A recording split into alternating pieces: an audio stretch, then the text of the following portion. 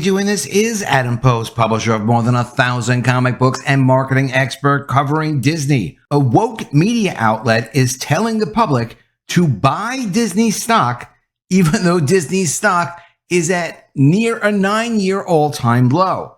They say literally, quote, "Forget everything you hear. Just buy the stock." This is outrageous. It's absolutely terrible financial advice.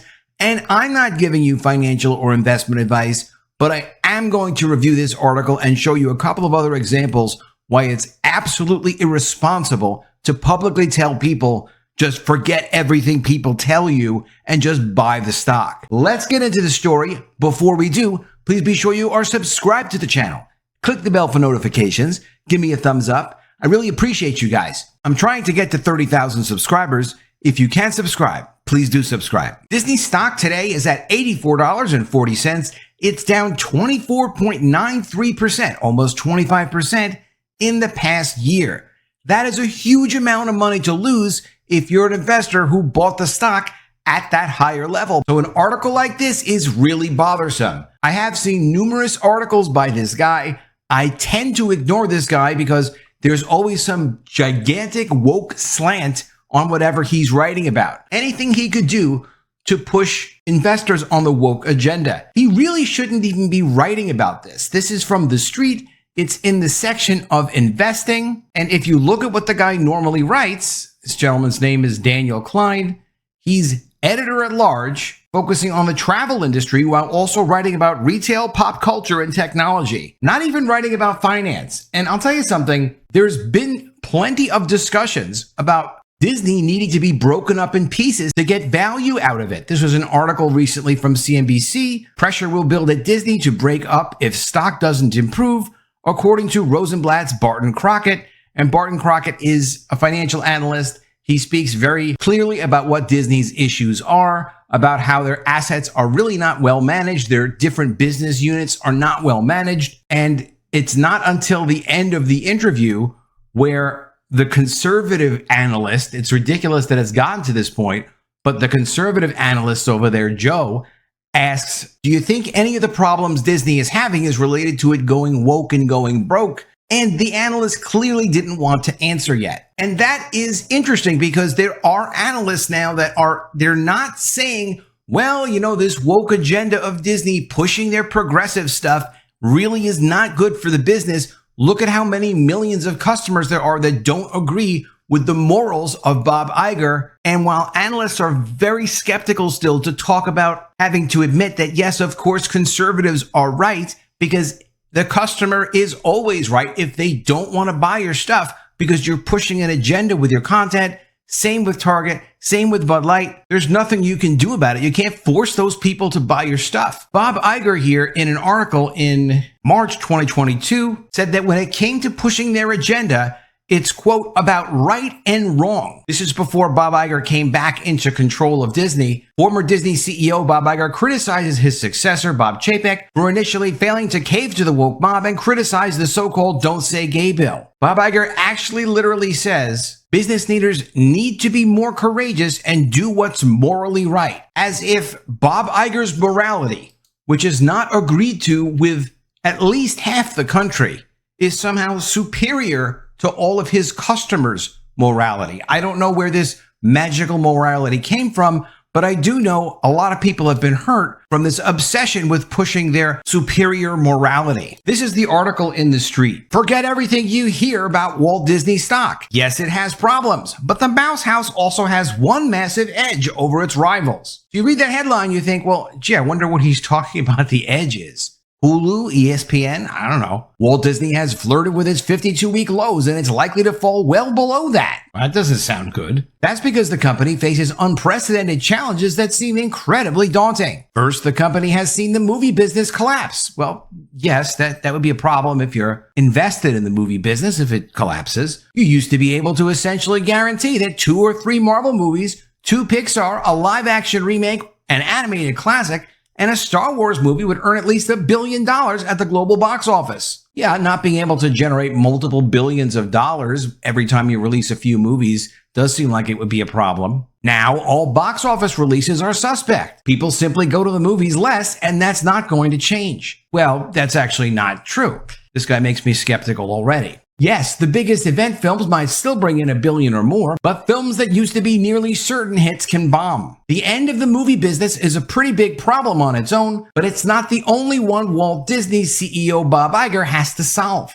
He must also figure out a business model for ESPN as the cable universe collapses and the company loses hundreds of millions of dollars each month it used to collect from cable companies. Now, a quick comment about developing a business model. Yeah, well, developing a business model, figuring out how you're going to turn cash, resources, and management of those two things into a working system that generates an income consistently, like a business model, that is a difficult thing to do. And it's also not necessarily possible because you need to have the resources, the market conditions, the management, and the vision, and a little bit of luck to create a brand new business model. ESPN is a huge part of Disney's business.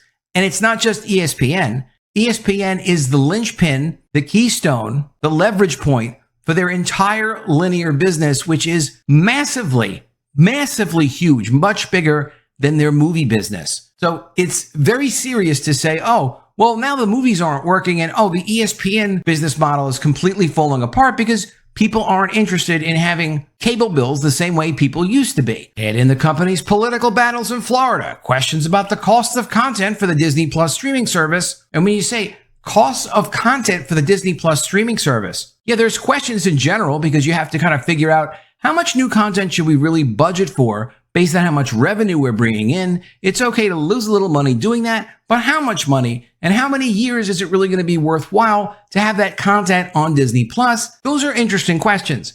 But Disney has this issue not just about the Disney Plus content, but they have a massive issue with incredibly expensive budgets for their content to the extent where something does not look legitimate. I've talked about this before on numerous videos where they have an average Marvel show on Disney Plus costing $25 million an episode like it's nothing, like She-Hulk. $25 million an episode every time, no big deal. Like, well, hold on a minute.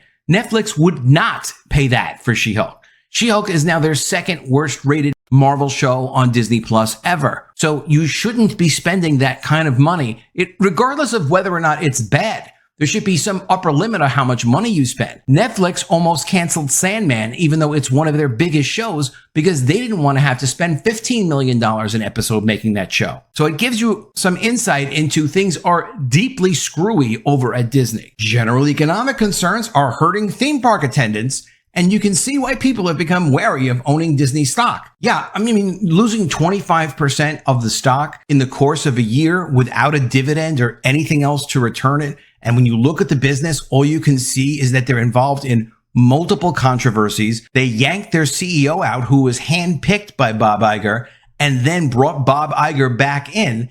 And the stock is now in more trouble than it was when Bob Chapek was there. However, in this article, they say those people are wrong. It's wrong to become wary of owning Disney stock. Really, why? Why is it wrong? Disney has one edge no company can catch. Disney's situation shows how short-term thinking can cause people to lose money in the stock market. This is severe gaslighting. When you evaluate a stock, the question should not be, what will the stock do this week, this month, this quarter, or even this year?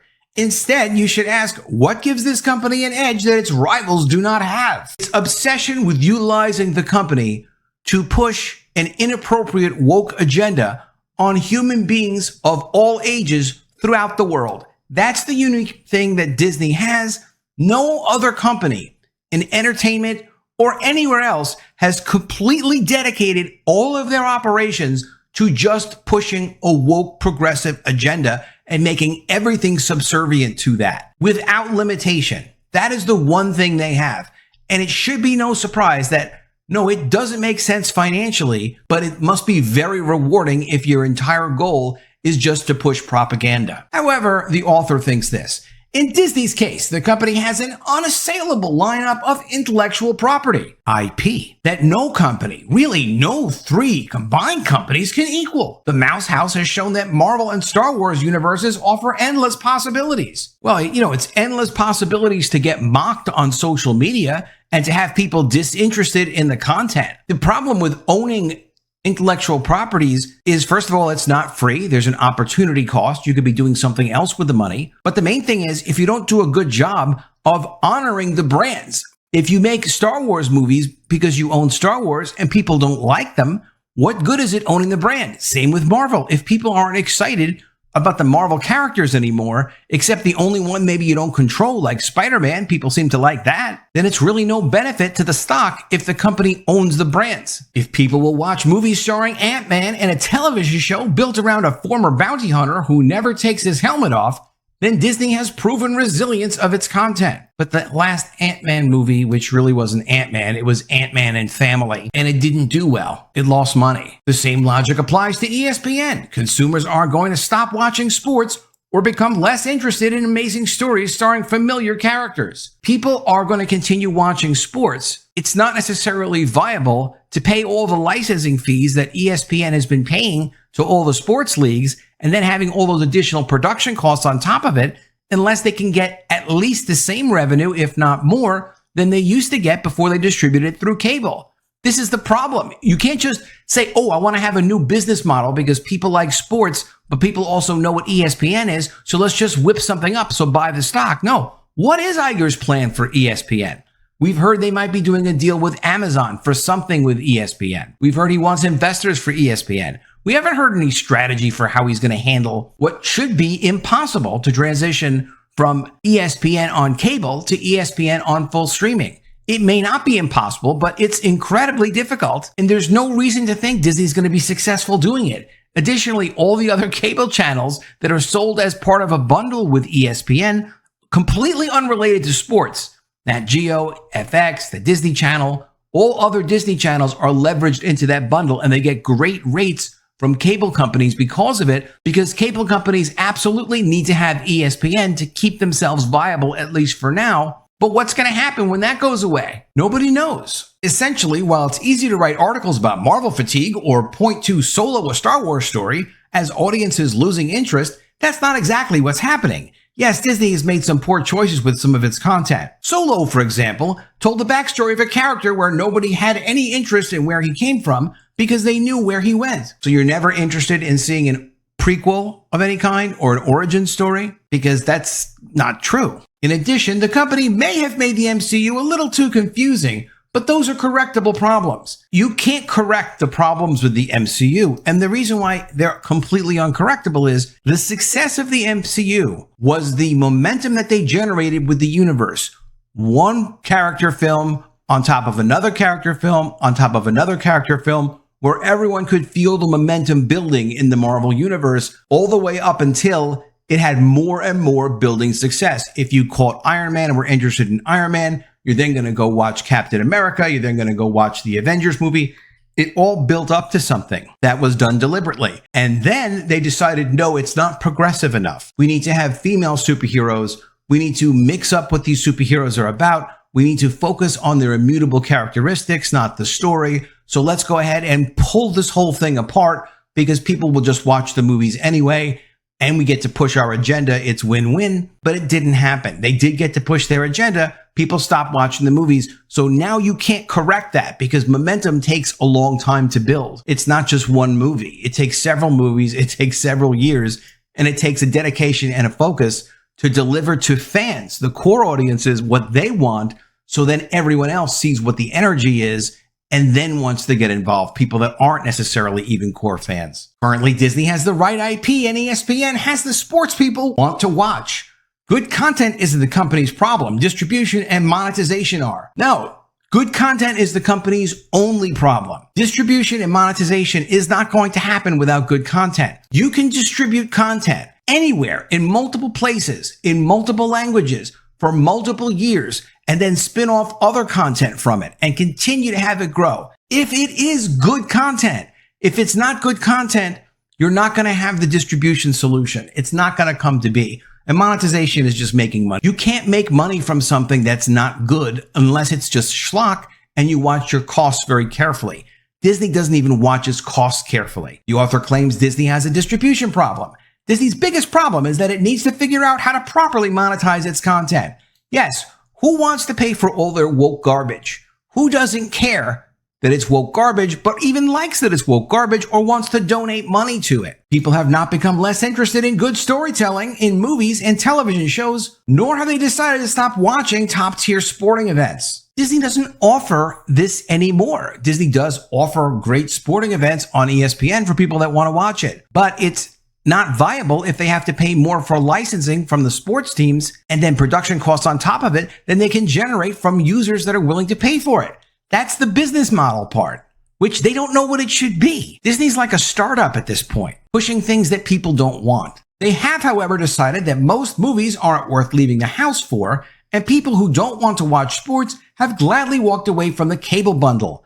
That has put Disney in a position where Iger needs to completely reimagine how the company produces and monetizes content. I've seen this in a number of articles before where they talk about the company needs to figure out how they're going to produce content differently. That's what he's talking about, which he means they need to lower their budgets and lower their quality on their content even further because what they're producing is way too expensive for the people that are still willing to pay for it. Disney Plus, for example, starts at $7.99 a month, which is less than half of the $15.99 from Netflix. That's absurdly too low for what Disney has offered. If Disney makes its streaming service the home for its content, movies, new Star Wars and Marvel shows, basically everything the company produces, then it would be a value at $20 per month. That's not a quick transition, but Disney could and will steadily raise prices as long as it keeps adding new shows and movies in its biggest franchises. This is one of the craziest business articles I've ever seen on Disney. The problem is not that they're not charging enough. The problem is they're just not producing things people want.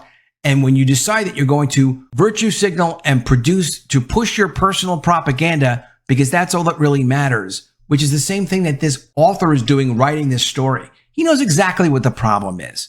He doesn't care. He just thinks, hey, if I can convince a few thousand people to invest their hard-earned money in Disney, maybe the stock won't completely collapse and they can continue to push the woke agenda.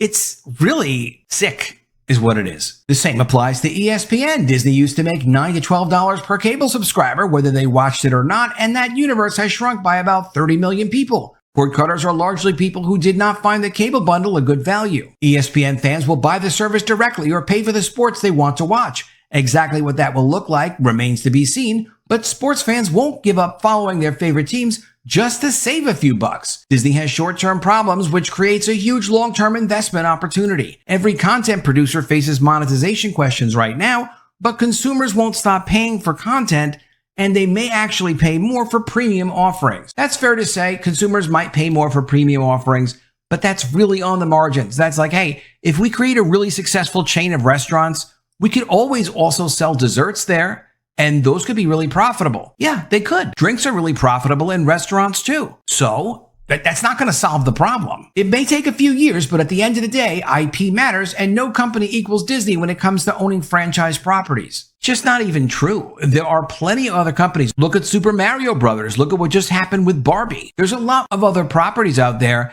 that aren't completely destroying themselves, that are producing content that's in line with what consumers' expectations are, because they're not focused on priority one. We need to push some kind of agenda, and then we'll make the content behind the agenda. Investing isn't betting on sports or trying to guess where a stock's price will go in the short term. It's identifying companies with real long-term advantages that have management who can solve short-term problems. Disney has both and will ultimately figure out how to make money off its incredible IP library. Okay, just on this last paragraph alone, for plenty of people, short-term buying and selling is how they make a living. They know what to do, and yes, that is a form of investing. Long-term investing is buying and holding on to a stock, usually. When you can identify a company that has long-term advantages and has management that can solve short-term and long-term problems, yeah, there could be good opportunities there. But even if you have the management and even if you have good opportunity, that's still not enough. Disney does not have long-term advantages and good management that can handle short-term and long-term problems. One great advantage about Disney is you can easily judge their management. You can say, okay, they have several short-term problems. We know that. Some long-term problems too, of course. What short-term problems have they actually solved? You can go down a list. Did they fix the streaming? Do they know what they're doing with Hulu? Are they leading the industry in any way? Are any of their brands well received? Are they exploiting their intellectual properties well? For example, even Frozen. Frozen 3 is supposedly now finally in production. Frozen 2 was out years ago. It made like $1.4 billion. Why didn't they go and start making Frozen 3 immediately? Because they don't even pay attention to their intellectual properties anymore. It's inexcusable. They also destroyed the Ice Age franchise after they bought Fox. Why did they not make more Ice Age movies? Those were doing really well. There's no excuse. They just don't pay attention to their intellectual properties. Everything they do is very poor management. The only thing they do well is push agenda before business, before storytelling, before legacy, before anything else at the company. It's quite incredible to see. I've not seen any other company quite so bad, literally bar none. Let me know what you think of all this in the comments below. Always love to see your ideas. Please be sure you are subscribed to the channel. Click the bell for notifications. Give me a thumbs up, and I'll see you again soon with another video. And if I don't see you, I will miss you.